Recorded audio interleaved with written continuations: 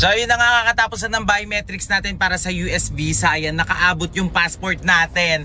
Ay, thank you Lord, sobra. So kumpara talaga sa atin, para sa atin. Pero ano man ang maging result nito, nagmamanifest pa rin ako na sana makapasa kami pareha sa US visa. Sino ba namang hindi naghahangad na makapunta ng Amerika, diba? Syempre, parang yun na kasi yung pinakapangarap ko, yung makapag-tour talaga ako sa Amerika. At ang unang-unang pupuntahan talaga natin yung once na nakapasa tayo sa Amerika ay New York City, kasama ang aking my loves. Ayan, so totoo, gusto ko talaga makapunta sa Amerika. Kasi gusto kong i-try yung yung music ng New York. 'Di ba? May transition tapos mag-New York. Alam mo yung ewan ko, ang saya-saya lang sa pakiramdam. Hindi ko alam yung nararamdaman ko ngayon.